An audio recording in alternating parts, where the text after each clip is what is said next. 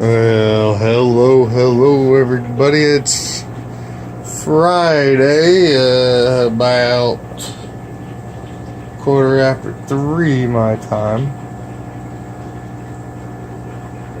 and I'm in the middle of doing water changes. I've actually tried to do bi-weekly water, every other week here the last few weeks, because we are starting to get hit with the runaway bills. Where I live, the sewer is based on your water usage, and so my sewer bill ends up being 3 times more than my water bill, which makes the water and sewer, they're all in the same bill. My little town has their own utility company, and that's electric, water, sewer, and trash pickup. And that bill's been getting to be like $400 or $500 a month, because the air conditioner runs 24/7. So when it's been as hot as it's been this summer, so I still have all these heaters running in the guppy tanks, the shrimp tanks. They don't have any heaters now. In the dead winter, the shrimp tanks on the bottom, that water will get in the upper 50s. So, but they did just fine. That's why I can't if I put guppy tanks, well, those guppy tank heaters, I remember I only wanted to get like 150 watt heaters, but then they only had so many of those, and I ended up having to get a bunch of 250 watt heaters, and I put those on the lower tanks, because in the dead of winter, those tanks gonna need the heaters to work hard.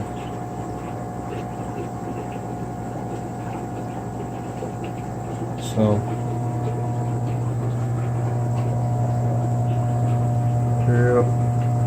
Anyway, that's the reason they're only doing water changes every other week now. Now, shrimp tanks, I used to do fairly large water changes I did all the shrimp tanks first. And look at this. This is one of my fire red colonies. And the snowball colony has the same kind of algae growing on the grass. And the baby shrimp and peewee and juveniles just flock to it.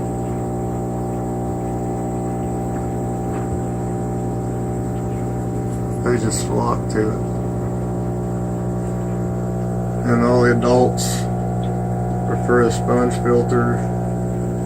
There's a nice bird girl right there. I don't know why that's not showing up real good, but there it is.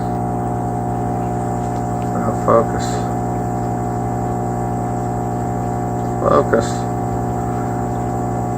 Now it's the algae on the glass that the shrimper can't get a good picture because of the algae, but I ain't gonna mess with that, because it seems to be growing only on this side of the glass. And the snowball tank is growing on the side of the glass. But these tanks will be going through a change, because they went without a light for like 3 months, and they used to have one of them lights. Looks like this light's going. Oh yeah, speaking of those lights, I have another one that went today. I come in here this morning, turned the lights on prematurely, to do water changes, overrode the timer. And so one of my, it didn't want to fit very good on this side because this side's so cram-packed. That's the best I could do. So that Ludwigia that was starting to take off, I cut some pieces off of it. In case that's not enough light for the Ludwigia. Because I'm really starting to like that plant a lot. I got from Valley Fish. And I cut the biggest stem off and put it in the snowball tank, which now is just an Anubias, some moss. I quit dosing my tanks and the peacock moss all died off, and this tank was the only tank that I kept peacock moss. All the others, the Pilo that I have in all these tanks. And on bright sunny days, look what's been growing up out of the tank. Up here. I never opened the blinds, but look at this one. I walked in here this morning, I was like, man, I just realized how crazy much that stuff is growing up out of the tank now. Hygrophila coiambosa. I'm hoping, I was thinking about doing a crypt type of thing when I change my 75-gallon grass guppy colony into a green jade tank. And I was thinking I was going to do a bunch of crypts and swords. But now I'm thinking I'm going to do this stuff. Or not this stuff. But try to propagate enough Ludwigia to be like this. Like what I've done with the Hygrophila. As a background plant. And do another moss foreground. Like that. That's what I was thinking. Setting it up. But anyway, just some thoughts. I was looking back and I hadn't done an update on my Sakura Red Colony in a while. So I'll try to make a video of just of these guys sometime today or this weekend. That's what I want to do. I might do a whole bunch of tank species videos this weekend. Then upload one or two of them a day. Or just talk about one tank.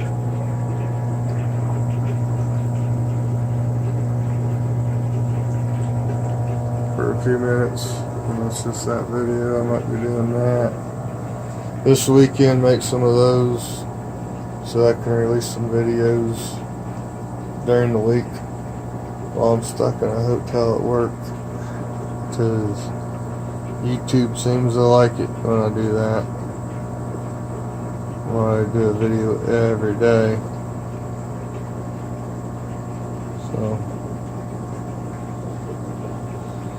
try to get that going on a more regular basis. Just a lot of work. Not really. But when you have a million other things going on, I'm trying to keep up on all this stuff.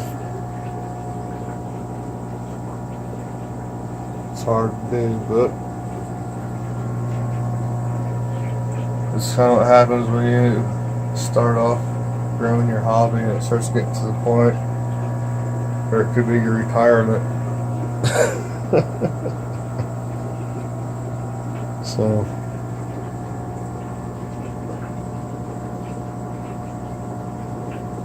maybe make enough to pay for itself and the electricity anyway. Maybe make the wife keep working. I don't know. She'd like that plan, but nah. Expand the hobby. It gets so big, you have to start turning it into a business. Because it's making your house bills go crazy.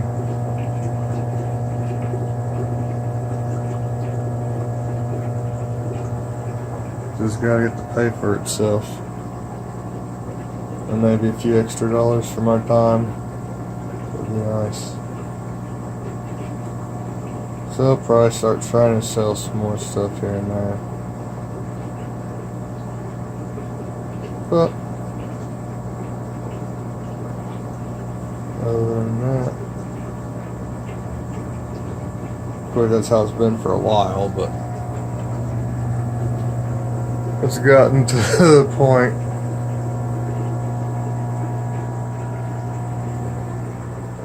where I'm gonna go bankrupt if I don't start selling stuff. So, well, it's not that bad. I'm over-exaggerating. I mean, I make a livable wage, but not much more than that. And my wife works as well. She works in doctor's offices. So, but we're raising 3 kids. 2 kids playing travel ball, hotels, and eating out, and yeah.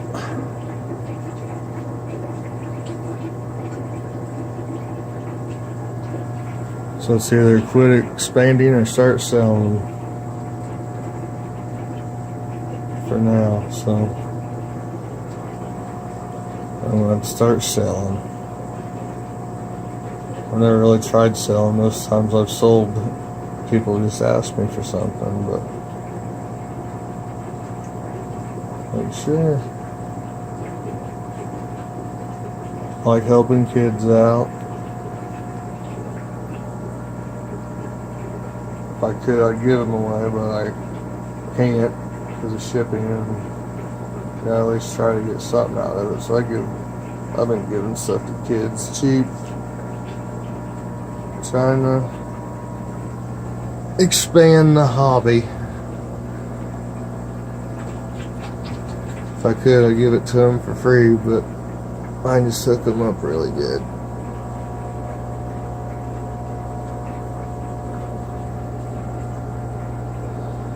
That's a unique looking. This is the first batch of fry. They're just now starting to color up in my select red mosaic colony. Big ear red mosaic. They're just now starting to color up a little bit.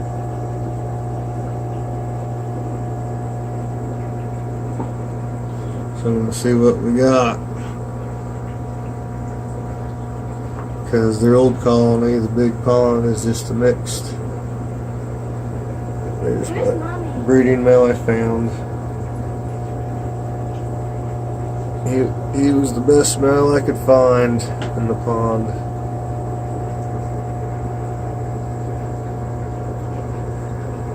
So I'll put him in here. He's a beautiful fish. And I've got another one I saw outside, in the outside pond. I'm going to knit him out. I don't really have anything to isolate him. I'll probably have to just give this tank another dose of Prozzy Pro. I throw him in here. Probably have to do the pond too, because what it is, I made that skimmer to help control duckweed, and inevitably some fish get sucked up. Well, I have my goldfish pond outside, And the goldfish love duckweed. I've thrown gallons and gallons and gallons of duckweed out in that pond this year. And I'd go out there right now and there's not a single duckweed leaf anywhere. Them guys love that stuff. So, but then inevitably there are some fry in the duckweed, and they've appeared to start their own colony out there. It's going to be all hybrids. But I saw a pure red mosaic. He must have been a fry in the pond here. It's starting to get duckweed bad again. I gotta run that skimmer. Anyway, the unfortunate fish who ended up in the skimmer got mixed in with the duckweed and thrown out there. I've even, on some days when the pond water clears up, one time I saw a shrimp clinging onto one of the lily pad stems. So, I have unintentional colonies started out in my goldfish ponds. I'm going to try to net out what I can. Probably should do it this weekend. It's getting late in the season. We've had a couple cool days when that tropical storm remnants come through, but it's getting to the point now in a nice cool week this week. It's going to start warming up again. So,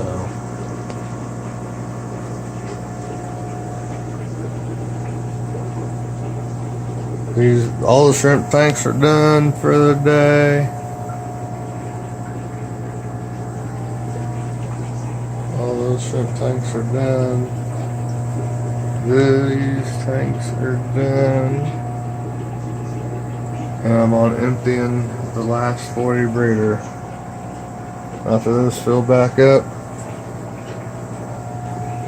this whole room will be finished. But then I still have, then I do this,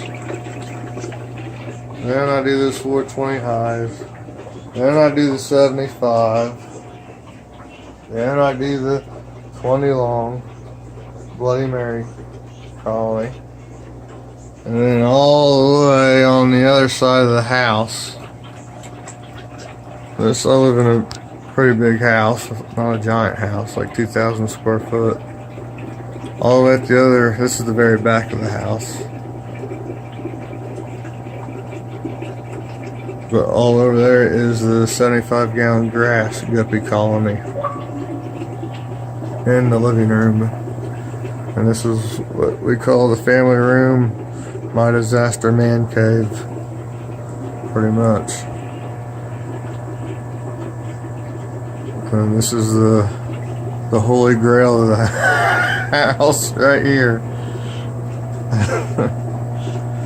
And then I'll be done with that sometime tonight, is when all that will be accomplished.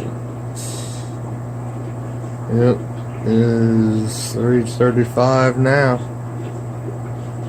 So that means I've been on here talking for almost 20 minutes. I figure I'll end this video now.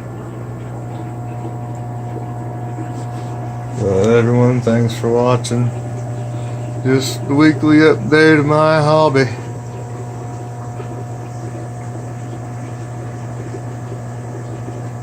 Later.